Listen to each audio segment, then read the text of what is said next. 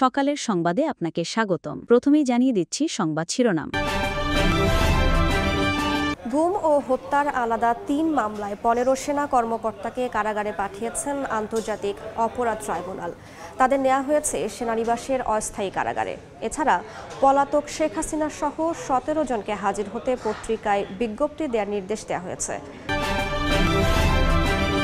কোনো চাপের কাছে নথি স্বীকার করবে না নির্বাচন কমিশন উল্লেখ করে মাঠ প্রশাসনকেও চাপের কাছে নথি স্বীকার না করার নির্দেশ দিয়েছেন প্রধান নির্বাচন কমিশনার এএমএম নাসির উদ্দিন। জানান, বেআইনি কোনো নির্দেশনা কমিশন দেবে না মাঠ প্রশাসনকে। যুগপথ আন্দোলনের শরিকদের কয়েকটি আসন ছেড়ে দেওয়া হবে, তা এখনো চূড়ান্ত হয়নি। আলোচনার মাধ্যমে নির্বাচনী আসন ছাড় দেবে বিএনপি। সময় সংবাদকে দেয়া সাক্ষাৎকারে একথা জানিয়েছেন বিএনপির মহাসচিব মির্জা ফখরুল ইসলাম আলমগীর। বললেন, নির্বাচনী জোটে এনসিপি আসবে কিনা তা জানতে অপেক্ষা করতে হবে। সরকারি 4টি ব্যাংকের খেলাপি ঋণ দাঁড়িয়েছে ১.৫ লাখ কোটি টাকায়। ফলে বেসরকারি খাতের মতো সরকারি ব্যাংকেরও সম্পদ মূল্যায়ন করার পরিকল্পনা নিচ্ছে সরকার। এতে কারিগরি সহায়তা দেবে বিশ্ব ব্যাংক। ওয়াশিংটন ডিসিতে এমনটাই জানিয়েছেন অর্থ উপদেষ্টা। তবে ব্যাংকগুলোর বিষয়ে চূড়ান্ত সিদ্ধান্ত রাজনৈতিক সরকারকে নিতে হবে বলে জানান তিনি। এবার শুনবেন বিস্তারিত। বুধবার সকাল 7টার পর কারাগারের সবুজ রঙের শীতাতপ নিয়ন্ত্রিত একটি প্রিজন ভ্যান থামে ট্রাইব্যুনালের পেছনের গেটে। একে একে নামানো হয় 15 সামরিক কর্মকর্তাকে। সকাল 8টার দিকে বিচারকের সামনে নেওয়া হয় তাদের। জামিন এবং ভার্চুয়ালি হাজিরার সুবিধা চেয়ে আবেদন করে আসামি পক্ষ। উভয় পক্ষের শুনানি শেষে 15 জনকে কারাগারে পাঠানোর আদেশ দেন ট্রাইব্যুনাল। আসামিদেরকে কারাগারে প্রেরণের নির্দেশ দেওয়া হয়েছে এবং পরবর্তী তারিখ নির্ধারণ করা হয়েছে 5ই নভেম্বর। এবং সেই মামলাতেও যারা পলাতক আছেন, 2 জন পলাতক আছেন 4 জন আসামির মধ্যে, সেই 2 জনের বিরুদ্ধে পত্রিকায় বিজ্ঞপ্তি প্রকাশের জন্য নির্দেশ দেওয়া হয়েছে। গুমের 2 ও জুলাই আগস্টের হত্যাযজ্ঞের এক মামলায় গত 8 অক্টোবর 32 জনের বিরুদ্ধে গ্রেফতারি পরোয়ানা জারি করা হয়। এর মধ্যে গুমের 2 মামলায় সেনা হেফাজতে থাকা 13 জন এবং রামপুরায় 28 জনকে হত্যা মামলায় 2 সেনা কর্মকর্তাকে বুধবার হাজির করা হয়। চিফ প্রসিকিউটর বলছেন, আসামিদের গ্রেফতার করে ট্রাইব্যুনালে আনা হয়েছে। এজন্য সেনাবাহিনী সহ সংশ্লিষ্টদের প্রতি কৃতজ্ঞতা জানান তিনি। আইন শৃঙ্খলা রক্ষাকারী বাহিনী যেমন কাজ করেছেন, তেমনিভাবে বাংলাদেশের সার্বভৌমত্বের রক্ষক হিসাবে আমরা যাদেরকে মনে করি বাংলাদেশ সেনাবাহিনী, তারা এই আদালতের প্রক্রিয়াকে সাহায্য করেছেন। তারা ঘোষণা দিয়েছিলেন যে ল অব দি ল্যান্ডের প্রতি তারা শ্রদ্ধাশীল থাকবেন, বিচার প্রক্রিয়ার প্রতি তাদের সমস্ত সমর্থন থাকবে। তারা সেই সমর্থন আমাদেরকে দিয়েছেন আইনশৃঙ্খলা রক্ষাকারী বাহিনীর মাধ্যমে আমরা জানতে পেরেছি। সুতরাং দেশপ্রেমিক সেনাবাহিনীর ব্যাপারে যে সমস্ত অপপ্রচার যারা করেন তাদেরকে আমরা বলবো অপপ্রচার করবেন না। যদিও আসামিপক্ষ বলছে গ্রেফতার নয়, আত্মসমর্পণ করেছেন সেনা কর্মকর্তারা। তারা নির্দোষ বলেও দাবি তার। মোরওভার সেনাবাহিনী অফিসার হিসেবে তারা আইনের প্রতি শ্রদ্ধাশীল হয়ে তারা নিজেরাই আত্মসমর্পণ করেছে। এটা প্রক্রিয়াগত কারণে তাদেরকে দেখানো হয়েছে তারা গ্রেপ্তার হয়েছে, আসলে তারা গ্রেপ্তার হয়নি। এদিকে গুমের মামলায় বিচার শুরু হওয়ায় সন্তোষ প্রকাশ করেছেন ভুক্তভোগীরা। যারা ভবিষ্যতে রাষ্ট্রপ্রধান, সরকার প্রধান হবে এবং বিভিন্ন বাহিনীর প্রধান হবে, তাদের কাছে আমি মেসেজ দিতে চাই যে অন্যায় করে, জুলুম করে, মানুষের অধিকার লঙ্ঘন করে কেউ পার পেতে পারে না। শুধুমাত্র আওয়ামী লীগ এবং শেখ হাসিনার জন্য আজকে সেনাবাহিনীর কিছু সদস্য বিপদগামী হয়েছে। আর কোনোদিন দেশপ্রেমিক সেনা সদস্যদেরকে দিয়ে ভাড়াটে খুনির কাজ যেন আর করানো না হয়। 15 জনের বাইরে পলাতক আছেন শেখ হাসিনা, আসাদুজ্জামান খান কামাল, র্যাবের সাবেক 3 ডিজি সহ 17 জন। তাদের 1 সপ্তাহের মধ্যে হাজির হতে পত্রিকায় বিজ্ঞপ্তি দেওয়ার নির্দেশ দেওয়া হয়েছে। গুমের 2 মামলার শুনানির পরবর্তী তারিখ ধার্য করা হয়েছে 20 নভেম্বর, আর হত্যা মামলার পরবর্তী শুনানি হবে 5 নভেম্বর।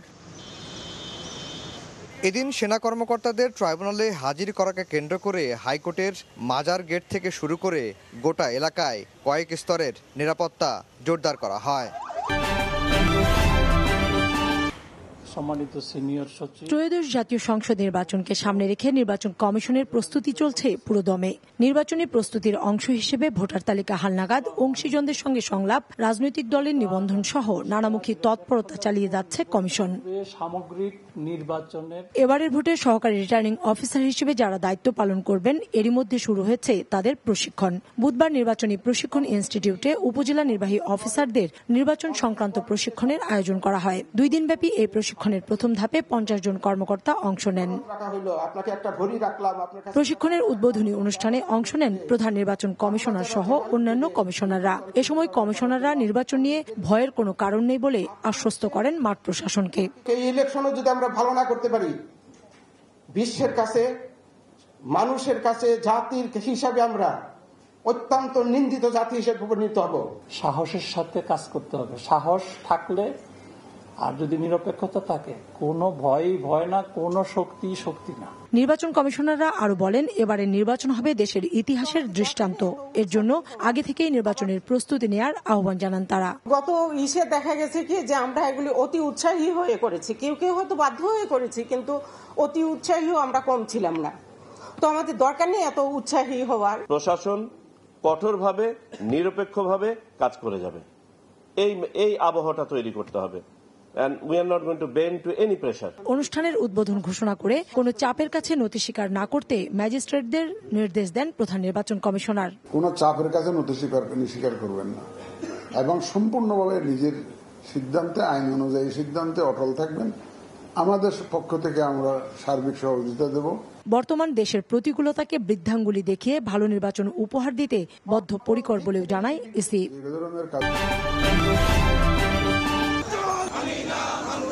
একাদশ জাতীয় সংসদ নির্বাচনের পর 20 দলীয় জোট বিলুপ্ত করে আওয়ামী লীগ সরকারের বিরুদ্ধে যুগপৎ আন্দোলনে নামে বিএনপি ও তার মিত্ররা। আলাদা আন্দোলন করলেও তাদের কর্মসূচির ধরন ছিল প্রায় একই রকম। 24-এর অভ্যুত্থানের পর ডক্টর মোহাম্মদ ইউনূসের নেতৃত্বে অন্তর্বর্তী সরকার গঠন হলে সামনে আসে কবে হবে জাতীয় নির্বাচন।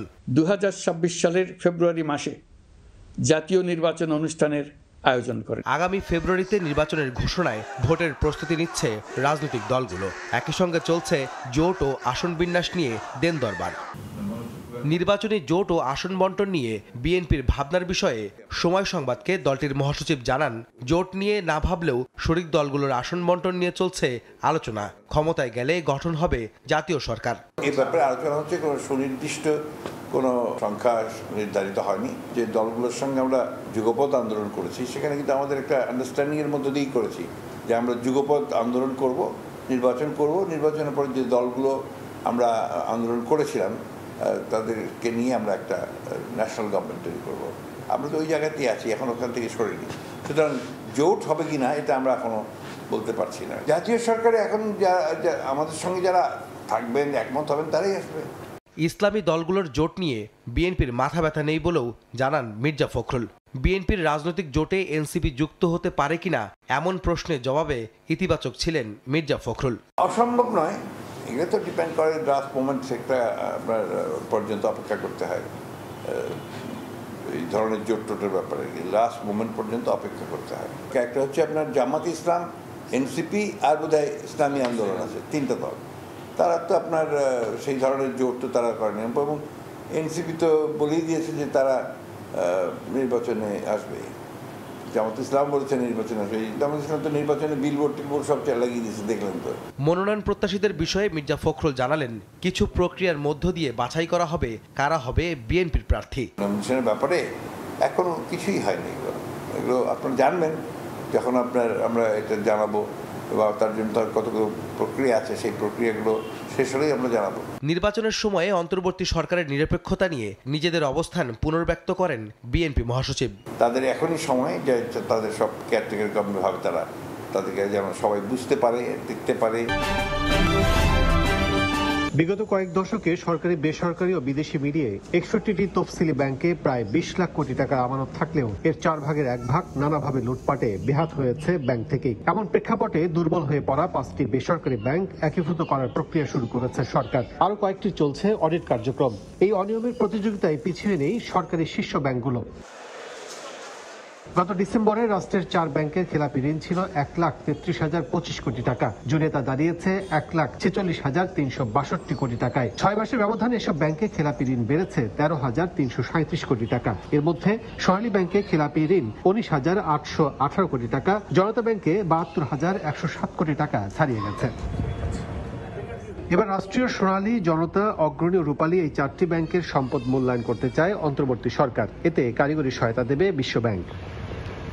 প্রাথমিকভাবে সরকারি 4টি ব্যাংকের সম্পদের অবস্থা পর্যালোচনা করলেও এসবের মধ্যে কোনো ব্যাংক একীভূত বা বেসরকারি খাতে ছেড়ে দেওয়া হবে কিনা এমন প্রশ্নে উপদেষ্টা জানান, অন্তর্বর্তী সরকারের মেয়াদে সব সম্ভব নয়। সরকারি ব্যাংকের আমরা অ্যাসেট কোয়ালিটি রিভিউ করব, এটা অবশ্য IMF-কে বলেছি এবং ওয়ার্ল্ড ব্যাংকও বলছে ওরা কারিগরি সহায়তা দেবে, কারণ ওই প্রফেশনাল অডিট ফার্মকে দিয়ে করে EY, KPMG, ওদের প্রাইস ওয়াটার এবং ওরা এক্সপেন্সিভ আর কি, ওরা কারণ ওদের ব্যালেন্স শিট অনেক বড়, তো সেই হিসাবে ওরা করবে। অ্যাসেট কোয়ালিটি রিভিউটা করতে পারবো, এটা কয়েক মাস লাগবে, এটা করে ফেলবো, কিন্তু এটাকে একবার হাত দিয়ে এটা নতুন করে একেবারে মার্জ বা ইসে করা হয়তো একটু ডিফিকাল্ট হবে। অনিয়মে দিশেহারা বেসিক ও পদ্মা ব্যাংক নিয়ে আপাতত কোনো সিদ্ধান্ত নেই অন্তর্বর্তী সরকারের।